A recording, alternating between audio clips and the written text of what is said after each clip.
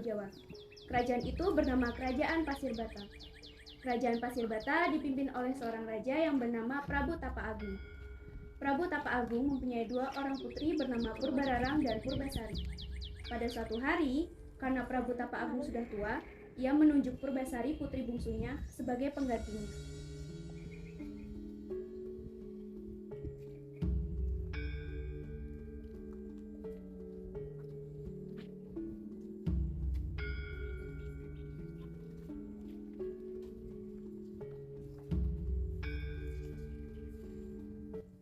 Kanda, sudah beberapa hari ini Kanda tampak begitu buruk. Kenapa? Ada yang bisa Dinda bantu? Ini Dinda, Kanda sudah tidak muda lagi. Semakin hari Kanda semakin tua dan sakit-sakitan. Kanda tidak bisa menjalankan tugas sebagai Raja Pasir Bata. Kanda berniat untuk turun tahta, Dinda. Dinda juga berpikir demikian, Kanda. Tapi Dinda bingung harus menjadi Purbararang atau Purbasari. Setelah memikirkan pergantian tahta, akhirnya Prabu Tapa Agung menyerahkan tahta kerajaan kepada putri bungsunya yang bernama Purbasari. Hal ini membuat putri sulungnya Purbararang merasa iri dan dengki terhadap Purbasari. Saya panggilkan putriku Purbararang dan Purbasari. Baik, Gusti Prabu.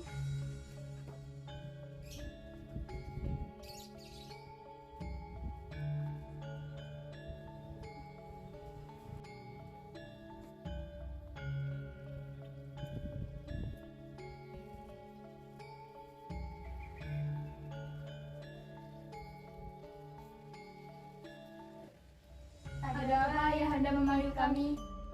Aku sudah tua, saatnya aku turun tahta. Aku akan menunjukmu Purbasari sebagai penggantiku.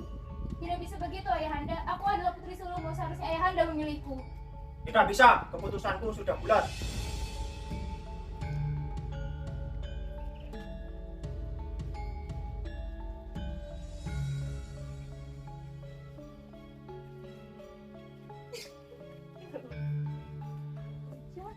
Kemarahan yang sudah memuncak membuat Purbararang mempunyai niat mencelakai adiknya.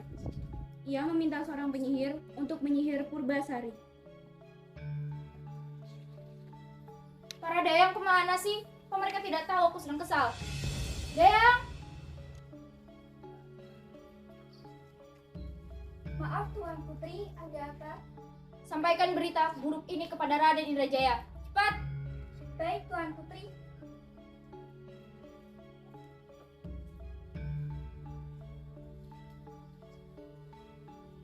Ada apa Dinda memanggilku? Bagaimana ini Kanda? Ayahku sungguh tidak adil. Ia lebih memilih Purbasari untuk dijadikan ratu daripada aku. Padahal kan sudah jelas, aku adalah putri sulungnya. Ini benar-benar sudah tidak bisa dibiarkan. Seharusnya Dindalah yang dijadikan ratu. Maka dari itu Kanda, apa yang harus kita lakukan? Kanda punya ide. Bagaimana kalau kita memberi pelajaran adikmu itu? Bagaimana caranya Kanda?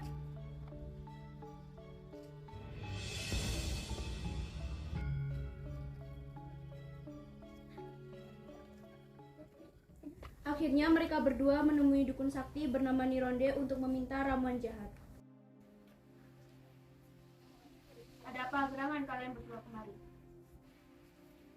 Wahai penyihir, apakah kamu bisa mengutuk adikku menjadi jelek? Tentu Tuan Putri, tetapi apa imbalan untukmu? Aku akan memberi muskan untuk emas jika kamu dapat mengutuk adikku menjadi jelek. Baik. Campurkan ramuan ini ke dalam minuman Purbasari, maka akan muncul bintik-bintik merah dari tubuhmu. Terimalah sekantung emas ini sebagai imbalannya. Terima kasih.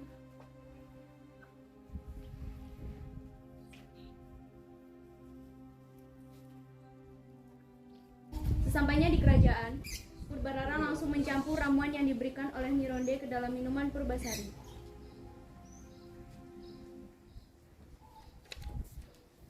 Dik, ini aku membuatkan minuman untukmu. Minumlah. Terima kasih, Kak. Kak, aku izin ke belakang dulu ya. Silakan, Dik.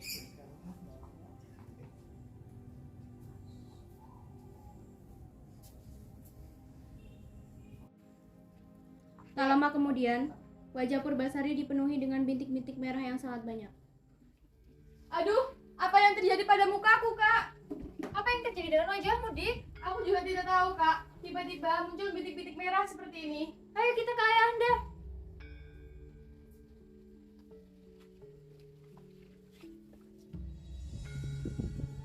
Ayahanda, lihatlah, apakah putrimu yang seperti ini yang akan kau jadikan ratu? Mohon ampun Ayahanda, aku juga tidak tahu apa yang terjadi padaku. Orang yang terkutuk seperti dia saja tidak bisa menjadi ratu. Betul putriku. Dayang, cepat bawa Purbasari menjauh dari istana. Ampun Ayahanda, jangan usir aku. Jangan menangis putriku. Dayang, cepat bawa dia. Baik tuanku, akan saya laksanakan. Ampun Ayahanda, jangan usir aku.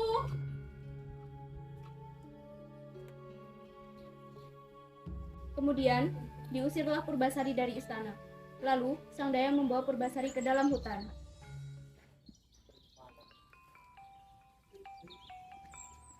Maafkan saya Tuan Putri, tidak apa-apa nih. Baiklah, sebagai permohonan aku, saya akan buatkan buku untuk Tuan Putri. Terima kasih Nisari. Kemudian, Dayang itu segera membuat sebuah gubuk.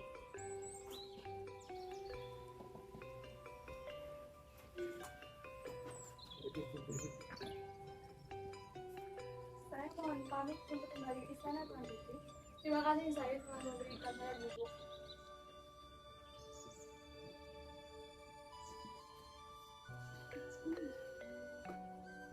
Setelah Purbasari meninggalkan kerajaan, mulai terjadi kekacauan yang disebabkan karena sifat buruk Purbararang yang sewenang-wenang dan tidak bijaksana terhadap rakyat. Melihat sifat buruk Purbararang, Dayang Sari pun berniat membicarakan hal ini kepada Purbasari. Suatu ketika, saat Dayang Sari akan menghantar makanan kepada Purbasari, kemudian ia menceritakan hal ini kepada Purbasari. Tuan Putri, ini saya bawakan makanan dari kerajaan. Terima kasih Nisari. Oh iya Tuan Putri, saat perjalanan di sekolah, hamba melihat para putri sedang melakukan sesuatu. Ada apa yang terjadi pada kerajaan? Saat ini, para warga sedang mengalami kelaparan, tapi ratu tidak mau membantu mereka. Jadi, para rakyat sedang kelaparan. Kalau begitu, bawalah makanan ini untuk mereka. Lantas, bagaimana dengan Tuan Putri? Persediaan makananku yang kemarin masih ada, Nyi. Baiklah Tuan Putri, saya pamit dulu ya. Silahkan, Nyi. Sebenarnya, aku juga sedang kelaparan. Tapi rakyatku lebih membutuhkannya. Kamu siapa? Jangan ganggu aku. Pergilah. Tenang Tuan Putri, aku tidak akan melukaimu. Kamu bisa berbicara? Sebenarnya saya guru Binda, tetapi karena buat kesalahan, aku dikutuk menjadi lutung. Oh, kalau begitu, kita senasib. Aku juga dikutuk menjadi buruk rupa. Bagaimana kalau aku panggil kamu Lutung Kasarung? Lutung karena kamu berbentuk seperti kera, dan Kasarung karena kamu tersesat di hutan. Siapa namamu Tuan Putri? Panggil saja aku Purbasari. Oke, Putri Purbasari. Aku melihatmu kelaparan. Apakah kamu mau makan pisang ini? Terima kasih, Lutung. Karena setiap hari bertemu dan bermain dengan Lutung, Purbasari jadi semakin dekat dengan Lutung.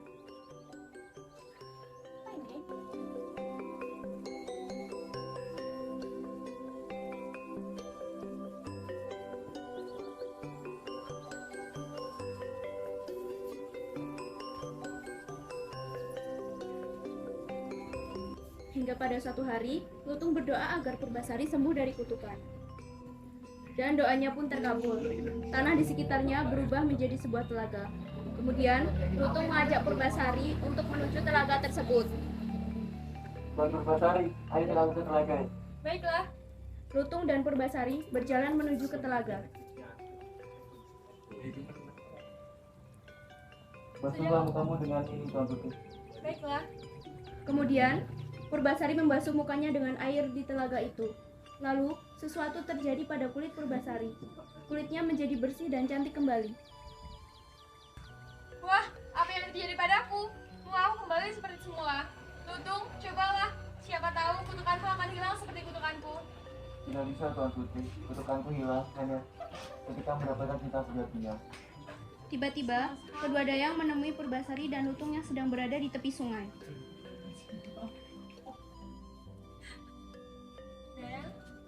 Wah, Tuan Putri sudah sembuh. Iya, kutukan itu telah menghilang. Semua ini berkat Lutung Kasarung. Berarti Tuan Putri sudah bisa kembali ke kerajaan. Sepertinya tidak. Apa maksud Tuan Putri? Aku betah tinggal di sini bersama Lutung. Tapi Tuan Putri, Prabu pasti sudah sangat merindukan Tuan Putri. Mohon pertimbangannya. Baiklah, tapi dengan satu syarat. Lutung Kasarung harus ikut bersamaku ke kerajaan. Baiklah Tuan Putri, mari ikut bersama kami. Lalu Dayang, Purbasari, dan Lutung pergi bersama ke kerajaan. Sesampainya di istana kerajaan, Purbasari bertemu dengan Purbararang.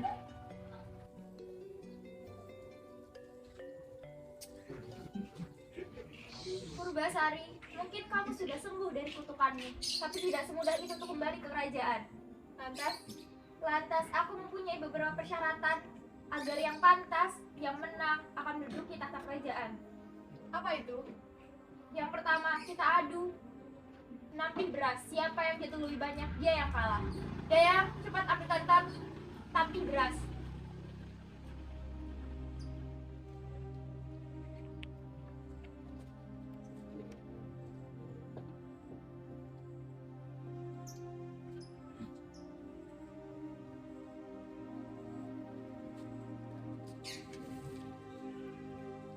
Kemudian, Purbararang dan Purbasari pun memulai pertandingan tersebut.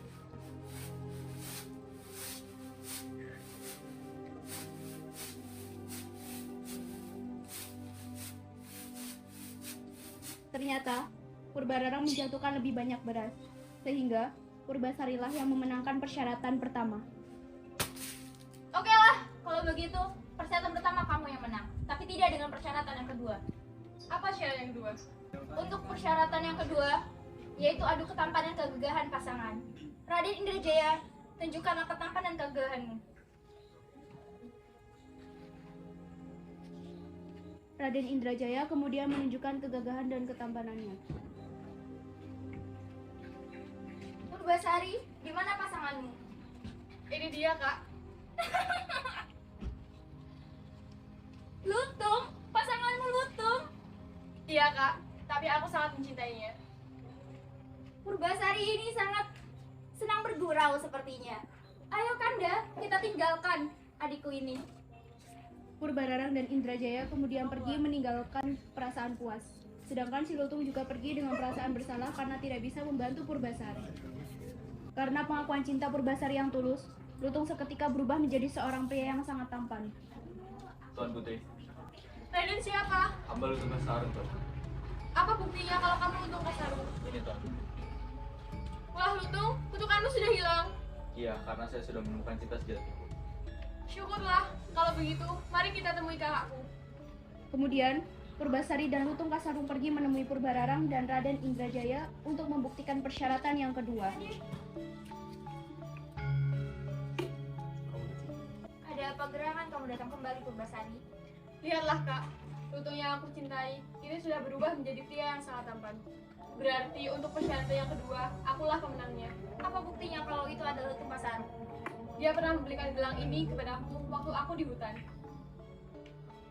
Oh tidak Kanda, Purbasari adalah pemenangnya. Dia sudah menjadi ratu. Apakah aku harus meninggalkan kerajaan? Tidak usah, Kak. Tetaplah di sini bersama aku. Maafkan aku adikku. Tidak apa-apa, Kak. Akhirnya, Purbasari menerima tahta kerajaan Pasir Bata. Ia memimpin dengan sangat bijaksana dengan Lutung Kasarung cinta sejatinya. Purbasari dan Purbararang kini hidup rukun di istana. Tiada lagi rasa iri dan serakah. Karena sebagai saudara-saudara, hendaknya kita saling menyayangi dan mengasihi, bukan iri ataupun dengki. Karena kerukunan antar sesama hendaklah dipertahankan dan terus dijaga.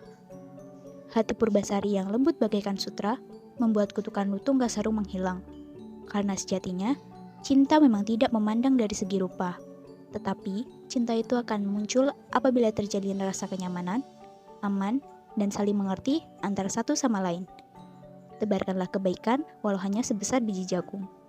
Demikianlah persembahan drama Lutung Kasarung dari kelompok 3. Kami ucapkan terima kasih.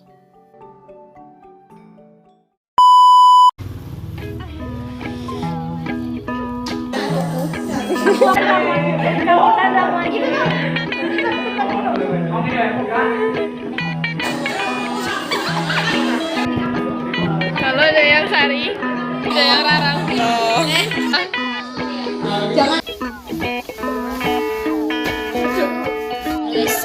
kita mau ke rumahnya.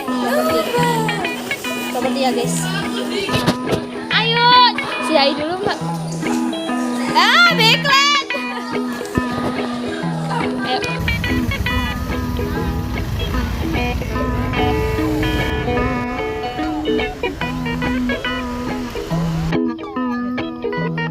Video.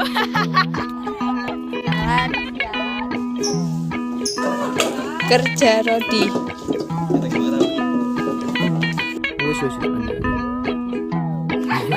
Rada lo udah mau ya gede-gede ya.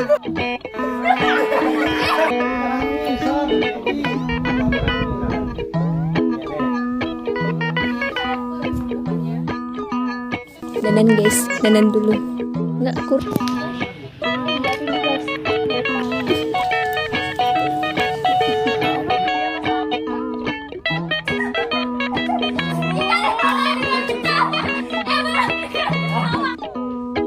Raden Indrajaya kemudian menunjukkan ketegaran dan ketampanan.